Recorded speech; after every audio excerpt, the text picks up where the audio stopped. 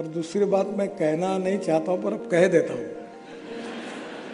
If there is no will there is only survey, discussion, seminar, committee, sub committee and research group.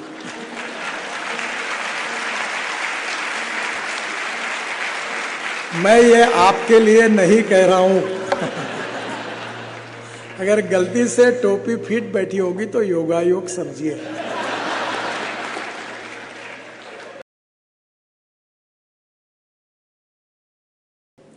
तो मैं London में Thames नदी में चाह रहा था, तो मेरे ब्रिटिश लोग भी मेरे साथ थे, एम्बेसडर भी थे।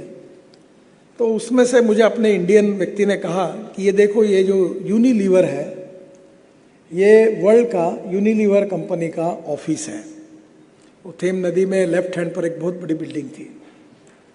तो मैंने उनको पूछा यूनिलीवर और हिंदुस्तान लीवर, तो मैंने बोले हाँ एक ही है, हिंदुस्तान में हिंदुस्तान लीवर है और वर्ल्ड में यूनिलीवर है। तो मैंने हंसते हुए हिंदी में कहा, हमारे रामदेव बाबू ने इसका बैंड बाजा बजा दिया, इसकी मुझे बहुत खुशी है। अब वो भी आयुर्वेद की टूथपेस्ट तैयार करने के पीछे पड़े। तो ये क्या है कि चमत्कार के बिना कोई नमस्कार नहीं करता। आपके नॉलेज से, आपके अनुभव से अगर आप चमत्कार बताओगे तो दुनिया झुकती है, झुकाने वाला चाहिए।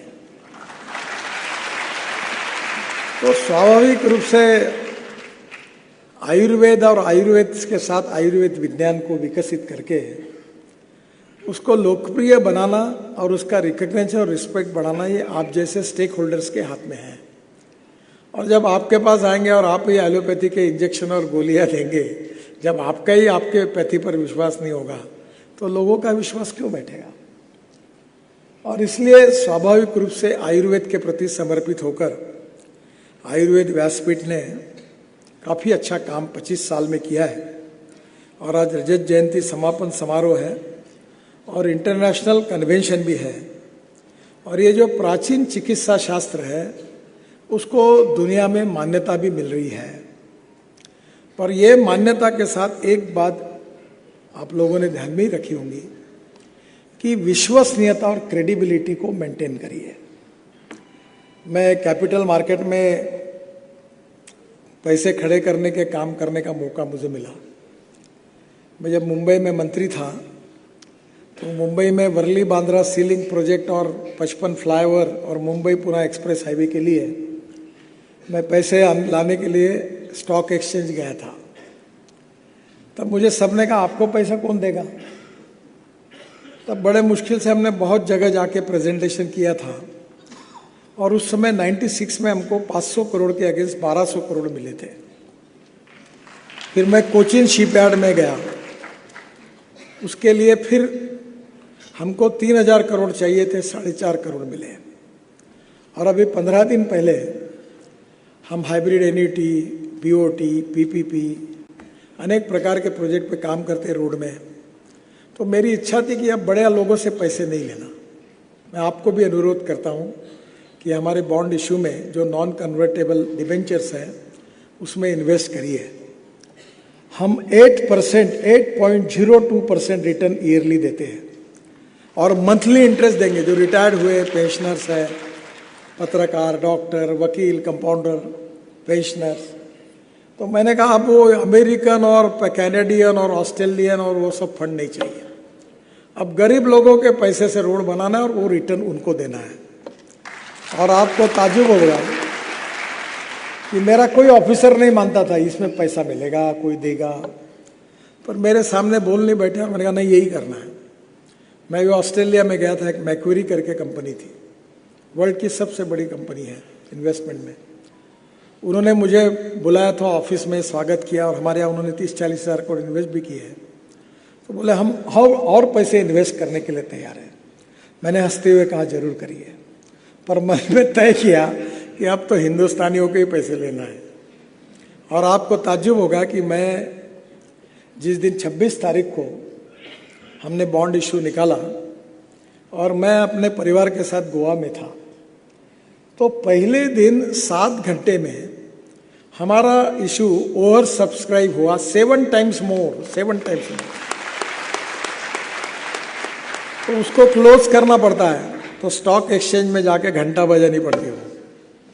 तो मैं गोवा में सुबह उसी के लिए मुंबई आया और हमने इशू क्लोज कर दिया। जो 10 दिन का था वो काम 7 घंटे में हो गया। अब हमें पैसे की कोई कमी नहीं है। 50,000 करोड़, 1 लाख करोड़, 5 लाख करोड़, 10 लाख करोड़ में बात करता हूँ, लोग बोलते पैसे कहाँ से आते हैं? मतलब पैसे है, नहीं आते तो लिख लो आपके डायरी में, जो बोला ना इन्होंने डंके की चोट पर। तो मैं लोगों का विश्वास नहीं बैठता, इसलिए मैंने शब्द प्रयोग किया था कि हाँ मैं कह रहा हूँ, लिख लो डायरी में, नहीं होगा तो मुझे पूछो, क्योंकि लोग पैसे दे रहे हैं। तो विश्वसनीयता and credibility is the most important asset in the life. Don't compromise with it. उसको शॉर्टकट नहीं है। अगर शॉर्टकट से जाओगे तो शॉर्टकट कट यू शॉर्ट। और इसलिए आयुर्वेद की विश्वसनीयता, क्रेडिबिलिटी आप सबके ऊपर डिपेंड है। डायग्नोसिस निदान पर डिपेंड है, दवाइयों के ऊपर डिपेंड है, और उसके साथ साथ आप जिस प्रकार की दवाइयों के प्रयोगशीलता और रिसर्च के साथ जाओगे उसके सक्सेस स्टोरी पर डिपेंड है।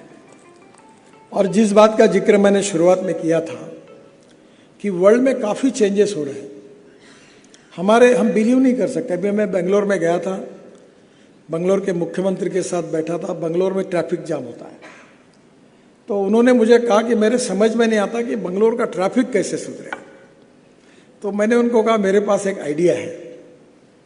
तो उन्होंने क्या है? तो मैंने कहा हवा में उड़ने वाली डबल डेकर बस, 200 लोग उड़ेंगे हवा में, ऐसी बस चलाएंगे। तो उन्होंने कहा Nitin ji, is it really possible? मैंने बोला मैं जो बोलता हूँ वो 101% पॉसिबल है, उसके सिवा नहीं बोलता हूँ।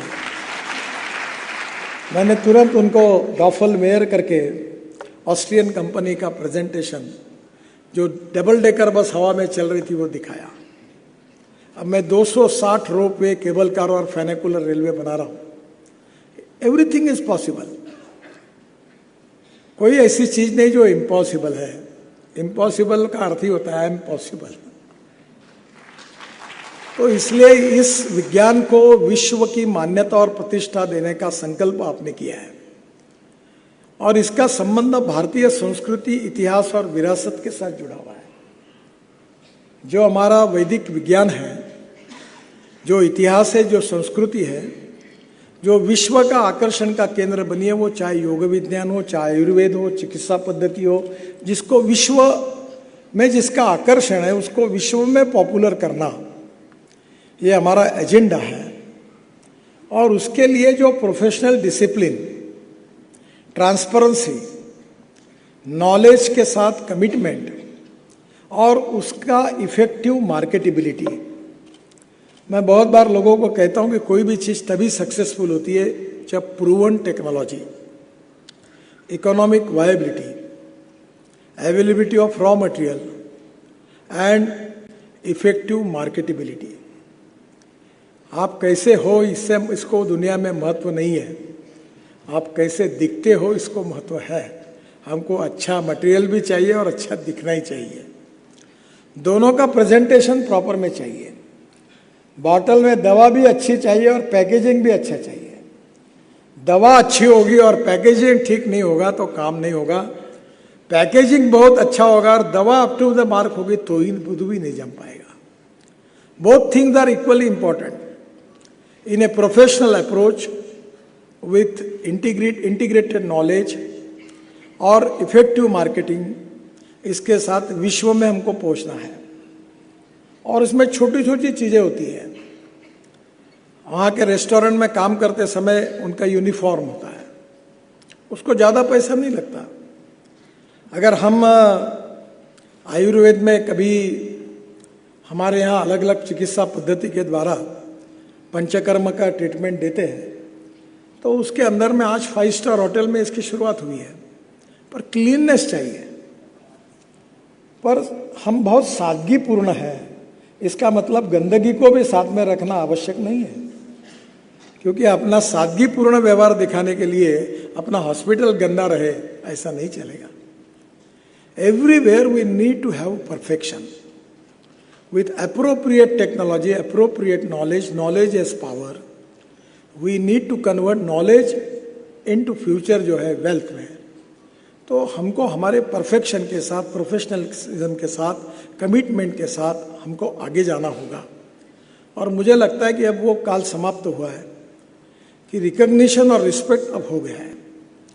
आयुर्वेदिक कॉलेजेस की संख्या बढ़ रही है, डॉक्टरों की संख्या भी बढ़ रही है, पर इसमें अगर क्वालिटी में डिटोरिएशन होगा तो बहुत बड़ा नुकसान केवल उस व्यक्तिगत डॉक्टर का नहीं, पूरे आयुर्वेदिक साइंस का होगा। और इसलिए जयंत जी है और हमारे आयुष मंत्रालय के द्वारा भी काफ़ी स्टैंडर्ड निश्चित किए गए हैं और आयुर्वेद में काफ़ी अच्छे अच्छे परिणाम मिल रहे हैं। और इन परिणामों के बारे में जो आखिरी में एक अनुरोध आपसे करूंगा कि रिसर्च ये बहुत इम्पोर्टेंट है।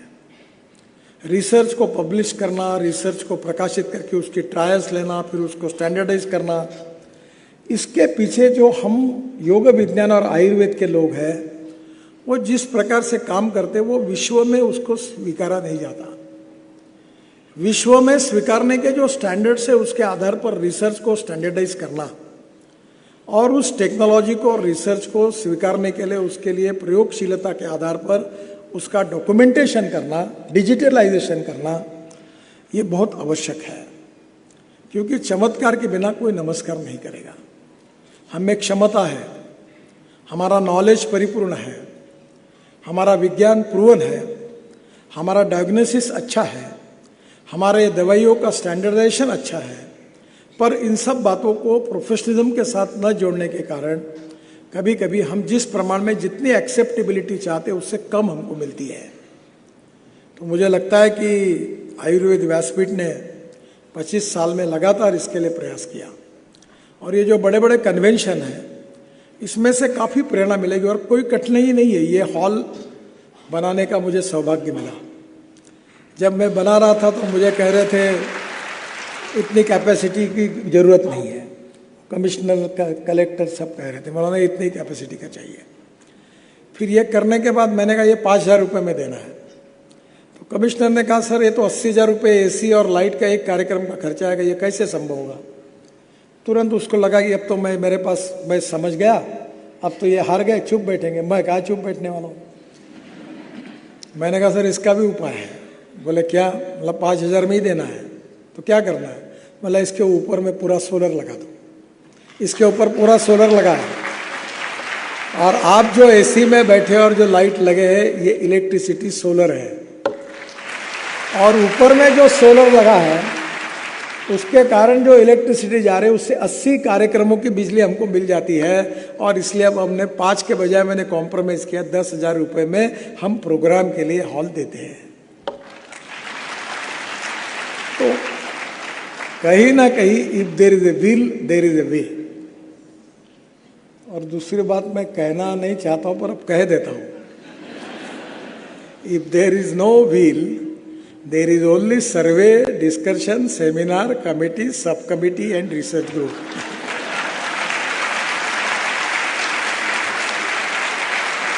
मैं ये आपके लिए नहीं कह रहा हूं। अगर गलती से टोपी फिट बैठी होगी तो योगायोग समझिए। ओनरशिप चाहिए, ओनरशिप। हमारे पॉलिटिकल भाषा में कहते हैं ये उंगली से मलहम लगा रहा है, यानी मिस बस भाषण देता और युक्ति की बातें ऐसा करो वैसा करो बता, खुद नहीं काम करता। ऐसे चमकेश्वर हमारे यहाँ बहुत होते हैं। We need ownership, we need commitment.